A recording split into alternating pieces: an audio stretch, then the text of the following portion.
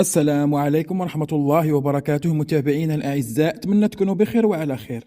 في خبر جديد مهم جدا، وهو تعاقد القوات المسلحة الملكية على مدافع ذاتية الحركة المدولبة الأطموس 2000 من شركة إلبيت الإسرائيلية بعدد 36 مدفع، لينضاف على 36 مدفع آخر من نفس الفئة اللي هو سيزار الفرنسي، باش يولي عندنا في المجموع 72 مدفع مدولب. يعتبر المدفع أطموس 2000 أحد أحدث أنواع المدافع الذاتية الحركة المدولبة والأكثر تطوراً بعيار 155 ملم.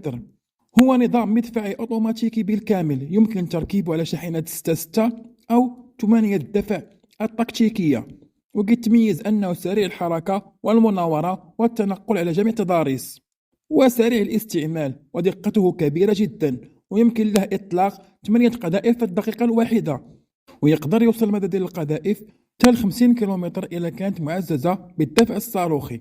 أما القذائف العادية فمداها يفوق 40 كيلومتر، ويمكن له إطلاق أول طلقة من الحركة للسكون في غضون 30 ثانية فقط، وتبلغ الطاقم ديالو ما بين شخصين حتى 6 أفراد حسب طلب الزبون، بحيث يمكن يكون فيه ملقم أوتوماتيكي أو نصف أوتوماتيكي، ويمكن استعماله ليلا ونهارا، وهو مزود بأنظمة تحكم متطورة وأنظمة اتصالات عالية التقدم.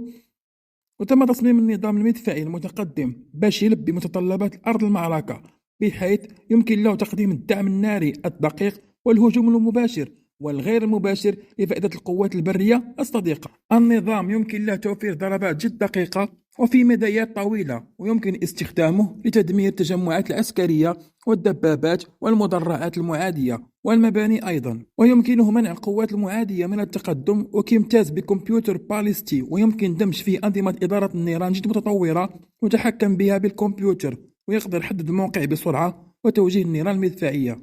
وفيه أيضا أنظمة قيادة وسيطرة بحال السي 4 اي ومعزز بالجي بي اس العسكري، وكيمتاز بكابين مصفحة لحماية الجنود ومكيفة، ويمكن نقله جوا، وكيمتاز بتكاليف صيانة منخفضة، ويمكن تخزين فيه حتى 27 قذيفة، وتبلغ الوزن ديالو 22 طن، وسرعته تصل ل 80 كيلومتر في الطرق المعبدة، ويصل مداه ل 1000 كيلومتر دون التزود بالوقود. يمكن تزويد المدفع برشاشات 7.62 أو 12.7 للدفاع عن النفس.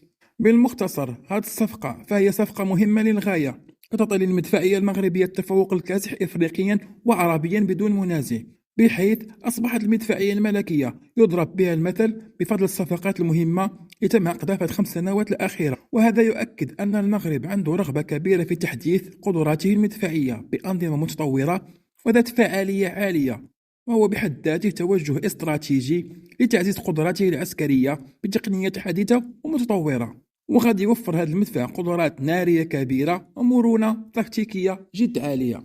شكرا لكم على المشاهدة، دمتم في رعاية الله.